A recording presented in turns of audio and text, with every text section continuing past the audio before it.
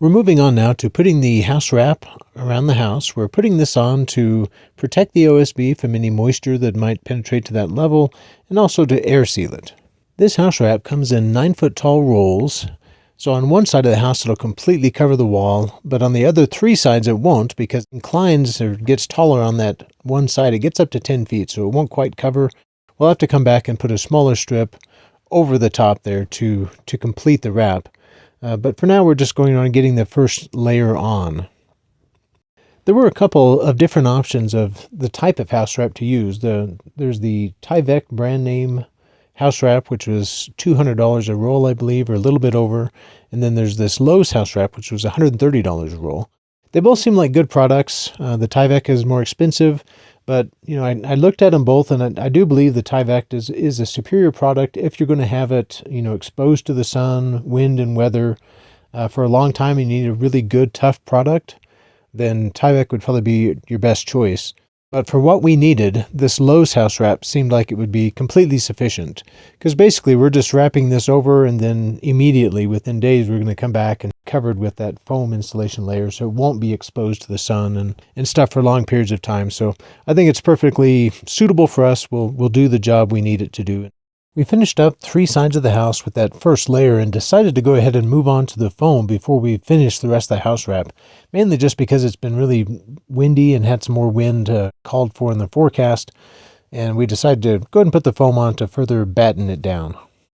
The foam we're using here is a 2-inch thick sheet, so it's a nice thick sheet, and we're putting it the shiny side out because we will have a little bit of a gap since we're using furring strips or strapping underneath the metal, which will be the final layer. And so since we have that air gap, it's beneficial to have that silver side pointing outward. So we're putting it on facing out so that it'll reflect the heat that gets through the metal back out. It was a bit of a challenge trying to figure out how to firmly attach these foam panels to the wall. I couldn't find any of the nails that have the big plastic washer on them that were long enough. They make them, I think, up to 1 3/4, but that's not nearly long enough to attach these. So what I ended up doing was using a regular kind of construction grade screw, the gold screws, putting a washer on them. A washer with a hole that's 1/4 inch in the middle worked out perfectly. I basically used a screw and a washer, and that worked perfect because it gave you a nice big contact area. And we put about 4 of those in per sheet, and that really felt like it was holding it nice and solid. Putting up this foam board is a lot like putting on just like regular house sheeting, similar to putting on the OSB. You have to hold it up and either trace out around the window or kind of measure it and transfer those measurements to the board, and then you got to cut it in place. It really worked well. We have that special foam cutting blade that we use on my little jigsaw. That's working fantastic, but it's kind of the same process as putting on the OSB, and so it takes a little bit of time cutting out and piecing in all these boards. This wall in particular has all those windows, and so it's like you couldn't hardly even get a full sheet up. Every single sheet had cuts around windows, and so it's just a lot of detail work to cut everything out and make it fit real nice. Even tracing out a window by holding the sheet up and then just using a pencil or something from the inside to trace it out was a little bit difficult because I have these protruding rough openings that actually stick out about 2 3/4 inches past the wall. And so, the reason they do that is so that once I put the strapping on over this foam, it'll be flush with the outside windowsill. But it made it hard to transfer the tracing, so, I would get on the inside and trace it out with a pencil and then have to extend that line that I just traced, the width of a 2x4, in order for it to fit over that rough opening. And here you can see it here. When I did it right, it worked out well, but it was a little tricky. I was actually able to reuse some screws that I'd been keeping for a while. I try to reuse things as much as possible, and so I keep a big box of leftover screws that I've used before. Anyway, all these screws are doing, that's holding this foam on, is temporary holding it on because the strapping will be holding it on permanently. And so anyway, it was a perfect application for some used screws, so saved a little money there by going through some old screws. We're finishing up this third wall here, and kind of as we go along, April has been getting up there and taping the top corners of the windows before we put this foam on over that rough opening protrusion so that we get a good, nice, tight water seal. I am also going around with this blue foam roll to try to seal and crack some of the bigger seams. I'm not sure how much this is actually going to help because unfortunately these foam sheets tend to shrink. Sometimes possibly as much as even a ½ inch. But while I'm at it, I decided to go ahead and just get everything nice and tight. By the end of the day, we've worked our way around to the last side of the house and just kind of finishing up the foam board on this side, and decided to finish up the day by starting on the strapping here. So this is a 1x3 board, so it's 3/4 of an inch thick, and they're 8-foot long boards. And I decided to go ahead and put them at 2-foot intervals. So put one along the base, and then one at every 2 feet on up the wall. And I'm attaching these by using an even longer screw with a washer on them. So for these, I'm using a 3.5-inch wood screw with a pretty good sized washer on it. And of course, I have to pre-drill and countersink into the wood so that that washer and the head of that screw don't stick up above the surface of the wood, because the metal siding will be attached directly to this strapping. Well, today we decided to go ahead and finish putting this foam and, of course, the underlayment underneath first. On this front side of the house, up top, right around the beams, we've been kind of dreading this because, we knew it's all going to be kind of working at height, and there's a lot of detail around these beams that we would have to be fitting everything in around. So today was supposed to be a nice, less windy day, and so we kind of waited till today, and now we're getting started on it. So we've already done the short side of the house leading up to this. Now we're coming around the corner and starting to go across the front of the house here. We just went ahead and took the time to set up some scaffolding and work off the scaffolding. It takes a little bit of time to get it set up at the proper height and to brace it, every time we move it. But it does provide a more secure work platform for us to use. And since we'll be doing all this detail work, it was definitely worth the time. So it's working out great as we're working across the front here. Just get up there and take the measurements and cut in the pieces. And of course, before we do that, we've been putting on this underlayment. Now you'll notice this isn't the Lowe's house wrap. This is actually the roofing felt, some of the leftover roofing felt that we used on the roof. And this stuff actually feels like a better quality underlayment. It feels more like the Tyvek wrap. And it was actually the right width for this section that we're filling, and we had a fair amount of it left over, so we decided to use this in lieu of the Lowe's house wrap, but use it for the same purpose, to cover the outside of the house. So we've been going along and putting up some of this felt paper, 12, 16 feet, and then coming back and doing the foam board. So I've been just cutting these foam boards kind of to the general height that I knew I needed to get from the lower foam board all the way up, and then taking it up and then marking in place where I needed to go around the beams. It just worked out easier that way instead of trying to transfer measurements. Actually putting it in place and then kind of putting a little mark where I needed to cut, and then just cutting it up on the platform with the jigsaw worked out really well, and I was able to get a little tighter measurements and just save some time.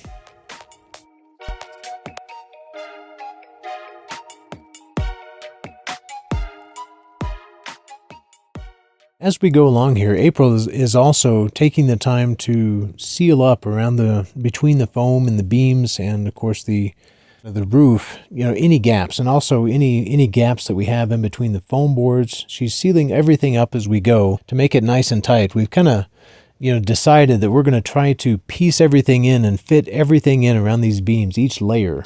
We have lots of layers. We had the wood layer, and then the underlayment, and then the foam, and then the strapping, and then we got the metal next, and we're going to fit everything in around these beams on all 4 sides of the house. So it's quite a bit of extra work to do the roof this way, but we really want it to be, nice and tight all the way around, and that's the only way there is to do it. Well, this is going along pretty good. We've almost finished up this front side, just a couple more pieces to kind of cut in around these big beams up front. Here's the stack of foam that we're working off of. It's a bit of a breezy day. We're just kind of using a chunk of concrete to hold this foam down while we're working off of it. It's great to see these stacks of foam that have been sitting here forever start to disappear. Nice to start using up these materials. They've been sitting there for a while. We finally finished all that up, and we're wrapping around the corner now. Decided to go ahead and get the house wrap on the last wall of the house. And we're coming along here, and the wind is starting to pick up, and you can see here, all of a sudden we got a huge wind that blew the camera over, and this is the shot that April got. as soon as she picked her camera up, we got stuff flying everywhere. That whole stack of foam is now 60 to 100 feet in the air. It looks like a tornado. And we're just helplessly watching it drift away. Some of it looks like it's going all the way down to the wash. Well, here we are picking up the pieces. Half of it was impaled on these stickery trees that we have out here, and it's kind of spread all over the property.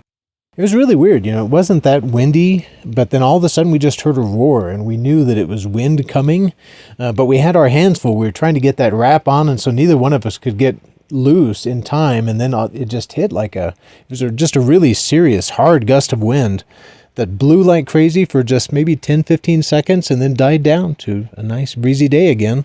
And so we just went out and found all the pieces that were laying around, unstuck them from the mesquite trees and got back to work.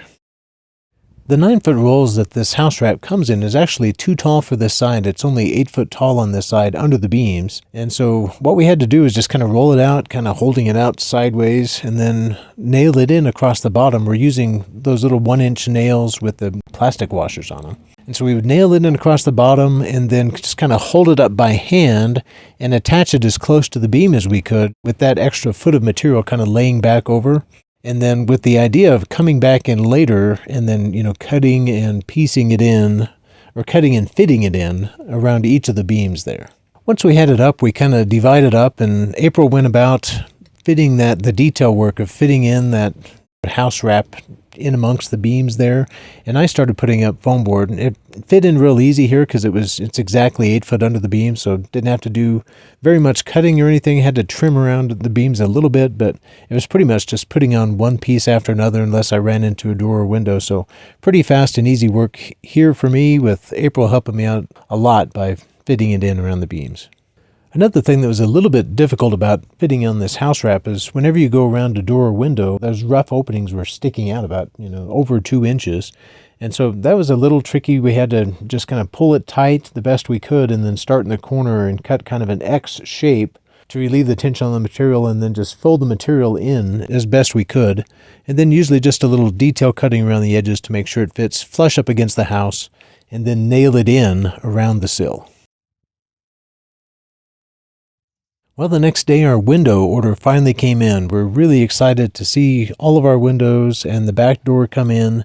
This was a long time in coming. We ordered these 3.5 months ago, and we were told at the time that it would take 6 to 8 weeks for them to come in. And then it just kept on getting delayed and delayed. And here we are about 14 weeks after ordering, finally getting our windows in. And it was just due to the kind of the global supply disruptions that everyone's been experiencing. So nothing on the window supplier. It's just everyone is having difficulty getting stuff in right now. So anyway, I'm glad we ordered them early enough that we weren't waiting for them, but we will be ready for them very soon. So the timing was excellent. For those who haven't been watching from the beginning, you may be wondering why we're putting this foam insulation on the outside. It is an extra step, and it does take quite a bit of extra time. And then, of course, you have to put some kind of a strapping on top of it so you can attach your siding to that. So it's a little bit unconventional, and it's certainly some extra work and expense to do it the way we're doing it with this foam barrier on the outside and on the roof. There's some reasons we did this. Basically, we're creating this envelope of foam all the way around the house, kind of like a cooler, that you put, drinks in or something. Having that continuous layer of foam around our house is going to provide a really excellent layer of insulation with very little thermal bridging. So, with the typical house construction where you just have batt insulation in between the 2x4s, each 2x4 is a thermal bridge that carries heat or cold, whatever, from the outside, and it kind of bypasses the insulation layer, and wood's not a very good insulator. And so by doing it this way, we have pretty much an unbroken layer of this foam, which is an awesome insulator, and we cut down to the very minimum those thermal bridging points. Now, we will still have some. Of course, each wall penetration for window or door, has that rough framing that goes all the way to the outside, so that's thermal bridged. And then we do have these metal beams that stick out on the end, so there's some thermal bridging there. But it's minimized, and encasing it this way, we just felt gives us the best insulation layer. And of course, we will be using the batt insulation or fiberglass insulation on the inside as well. So we'll have both types of insulation. So it should be a really well insulated house. Well, I'm working on the strapping now, and so this is a pretty good project to put strapping all the way around the house. As I said before, I'm going on 2-foot centers all the way up the wall and pretty much continuous straps all the way around. And so, I'm attaching this strapping with those big 3.5-inch long screws with the washers. Some may wonder why I'm doing that instead of just putting a screw in. Well, I wanted these straps to be held on really well with the minimum amount of fasteners. And so I wanted each fastener that I use to count, because I want to make as few penetrations through that foam with screws as I can. And so I wanted to kind of minimize the amount and maximize the strength. And so the best way to do that is to make each fastener have a lot of contact area with the wood. And so I was able to do that by using these wood screws with big old washers on them, about 3/4-inch washers that had a lot of contact area with this wood. And so, by countersinking for the washer and then pre-drilling for the screw, I was able to make sure that screw is contacting a big surface area of this wood, and so there's no tendency for it to split or pull away. It's just got a really firm grip on this wood. So even though it's kind of thin wood, it's only 3/4 inches thick, it's a 1x3, it's really firmly affixed to the wall and should provide a really strong place to screw the exterior siding into, so it'll be really well attached. So one of the reasons we're putting this foam board on is because we're also going to be using a metal exterior siding, and metal exterior siding can have a tendency to sweat, as the potential of forming condensation on the inside. And so one way you prevent that from happening is by providing a very good insulative barrier before the metal, and then also providing an air gap between the insulation and the metal so that it doesn't experience a big differential in temperature. It's kind of out there by itself, and the heat control or temperature control takes place behind it. Well, we're almost done. We're working on the back side of the house here. This is the final wall. April is doing some of that precision work, fitting in those foam pieces up in between those beams. And these beams are a real bear to work with because they have that kind of I-beam type shape, so you got to fit in the piece inside that I shape. So she's doing that kind of tricky work while I'm just finishing up the strapping on this side. One thing is, now that we finally got those windows in, we're able to do some checking, and unfortunately found out there's a pretty major problem with the rough openings for the windows, which I'll tell you about in the next video. Well, thank you for watching, and join us again next time, and don't forget to like and subscribe.